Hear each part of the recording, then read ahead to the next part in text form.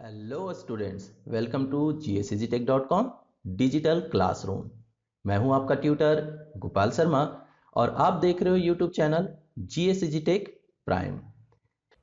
इस video class में हम बात करने वाले हैं कि किस तरह से टैली प्राइम में कंपनी के डाटा को हम लोग बैकअप कर सकते हैं, रीस्टोर कर सकते हैं और डाटा पाथ क्या होता है और कैसे बदला जाता है। चलिए इसके लिए हम टैली प्राइम को ओपन कर लेते हैं। टैली प्राइम हमने ओपन कर लिया और यहाँ पे पहले से एक कंपनी ओपन की हुई है। अब हम चाहते हैं कि इस कंपनी का डाटा हम बैकअप कर लें। तो बैकअप करने के लिए यहाँ पे डाटा का जो मेन्यू है उस पर क्लिक करना होगा और बैकअप पे क्लिक करना होगा। ऐसे बैकअप हम लोग दो तरीकों से कर सकते हैं, एक तो टैली प्राइम के द्वारा और दूसरा एक्सप्लोरर के द्वारा। पहले टैली प्राइम से समझ लेते हैं, फिर उसके बाद एक्सप्लोरर से भी हम लोग देखेंगे कि कैसे बैकअप किया जाता है। जैसे ही आप बैकअप पे क्लिक करते हैं तो यहाँ पे आपके सामने एक नया डायलॉग बॉक्स आ जाता है जिसमें बैकअप डेस्टिनेशन पाथ पूछा जाता है, अर्थात आप बैकअप कहाँ करना चाहते हैं उसका लोकेशन बताएं। और साथ ही आपके राइट साइड में लिस्ट ऑफ फोल्डर का एक नया डायलॉग बॉक्स नजर आने लगता है जहां से आप अपने ड्राइव को चुन सकते हैं या स्पेसिफाई फोल्डर को चुन सकते हैं। बाय डिफॉल्ट यहाँ C लिखा हुआ है तो ये C ड्राइव का टोटल फोल्डर हमें यहाँ दिखा रहा है। लेकिन अगर हम अपने डाटा को किसी दूसरे ड्राइव में सेव करना चाहते हैं तो सिलेक्ट फ्रॉम ड्राइव पे क्लिक करेंगे। इस पे एक बार क्लिक करने के बाद आप या तो एंटर प्रेस कर दें या डबल क्लिक करें तो आपके सामने आपके सिस्टम में जितने भी ड्राइव होंगे वो सब नजर आने लगेंगे। अब मैं इनमें D ड्राइव में चाहता हूं तो मैं D ड्राइव पे डबल क्लिक करूंगा। D ड्राइव पे डबल क्लिक करते ही D ड्राइव हमारे सामने खुल के आ जाएगा और उसमें जितने भी फोल्डर होंगे वो सब भी नजर आने लगेंगे। यहाँ पे मैंने पहले से एक फोल्डर बना रखा है टैली बैकअप का, अगर मैं चाहूँ तो इसके अंदर भी सेव कर सकता हूँ या तो फिर अगर आप चाहें तो तुरंत ही एक नया फोल्डर भी क्रिएट कर सकते हैं। कैसे करना है, यहाँ पे मैं D ड्राइव पे डबल क्लिक कर दूंगा और D ड्राइव पे डबल क्लिक करते ही आप देखेंगे कि यहाँ बैकअप डेस्टिनेशन पाथ में D ड्राइव लिख के आ गया है, लेकिन कोई भी फोल्डर यहाँ लिखा हुआ नहीं है, जबकि मुझे एक फोल्डर चाहिए था। तो शिफ्ट टैब दबा के हम बैक होंगे और D ड्राइव के बाद यानी एरो से लास्ट में आ जाएंगे और यहाँ पे अपना मनपसंद एक फोल्डर का नाम लिख देंगे। जैसे हम चाहते हैं बैकअप न्यू, ऐसा मैंने एक फोल्डर लिखा, एंटर प्रेस किया। जैसे एंटर प्रेस करेंगे तो ये पूछेगा स्पेसिफाई फाइल पाथ कहाँ है, क्योंकि उसे ये फाइल का पाथ नहीं मिल रहा है। फिर से अगर एंटर प्रेस करते हैं तो ये ऑप्शन देता है कि ये पहले से मौजूद नहीं है, does not exist, do you want to create, क्या अभी आप बनाना चाहते हैं? जी हाँ, इसे बना दीजिए। तो यस पे हम क्लिक कर देंगे और उस नाम का एक नया फोल्डर बन जाएगा। अब आप देख सकते हैं यहाँ पे D बैकअप न्यू लिख रहा है। जब ये सिलेक्टेड हो तो एंटर प्रेस कीजिए और ऑटोमेटिक ये यहाँ पे बैकअप डेस्टिनेशन पाथ में चुन लिया जाएगा। अब ये पूछता है कि किस किस कंपनी का आपको बैकअप बनाना है जो अभी करंट लोकेशन पे अवेलेबल है। जैसे यहाँ पे बहुत सारी कंपनियां हैं, इसमें जिस कंपनी का मुझे बैकअप बनाना हो उस पर क्लिक करेंगे। एग्जाम्पल के तौर पे मैं इस कंपनी को चाहता हूँ तो मैंने एंटर प्रेस किया और ये कंपनी यहाँ पे चुन लिया गया। उसके बाद किसी और कंपनी को लेना है तो उसे भी क्लिक करेंगे और एंटर प्रेस करेंगे। इस तरह जितनी भी कंपनियां आपके पास हो उन्हें आप चुन सकते हैं और उनका बैकअप बना सकते हैं। जब आप अपनी कंपनियों को चुन लें तो ऊपर में आपको एंड ऑफ लिस्ट का एक ऑप्शन मिल जाएगा, इस पे क्लिक करना है और एंटर प्रेस करना है। इससे कंपनी चुनने का जो क्रम था वो बंद हो जाएगा और यहाँ पे बैकअप शुरू हो जाएगा। अब फिर से एंटर प्रेस कर देना है या इस पे क्लिक कर देना है और बैकअप प्रोसेस हमारा स्टार्ट हो जाएगा। ये देखिए इसने सारी कंपनियों को बैकअप कर लिया है। अब बैकअप हमने कर लिया, अब कभी अगर हमें रीस्टोर की आवश्यकता पड़े तो हम लोग इजिली इसे रीस्टोर कर सकते हैं। लेकिन रीस्टोर हम लोग करते कब हैं, तब जब हमारे करंट कंपनी में करंट डाटा में किसी तरह का एरर आ जाए, किसी तरह की गलती हो जाए। तो चलिए ऐसा करते हैं कि इस कंपनी को यहां से डिलीट ही कर देते हैं। तो डिलीट करने के लिए आपको याद होगा कंपनी में जाना है, कंपनी में जाने के बाद अल्टर में जाना है और जब ये कंपनी लिस्ट खुल जाए तो अल्ट D दबाना है और एंटर प्रेस करना है।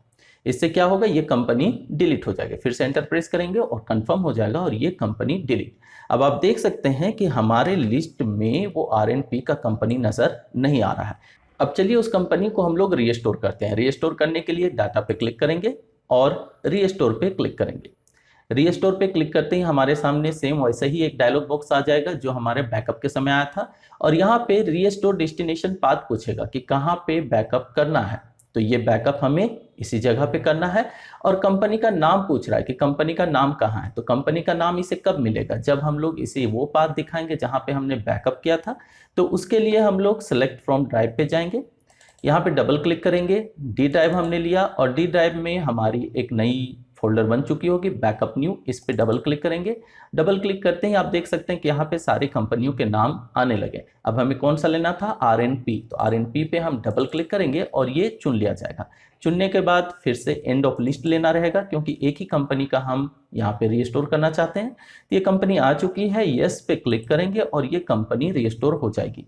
अब आप देख सकते हैं कि हमारी कंपनी रिस्टोर हो चुकी है और यहाँ नेम लिस्ट में उसका नाम भी आ रहा है। अगर कभी आपको नेम लिस्ट में उसका नाम तुरंत नजर नहीं आवे तो आप टैली प्राइम को एक बार क्लोज कर दें और फिर से ओपन करें, तो आपको तुरंत ही वहां पे नाम नजर आने लगेगा।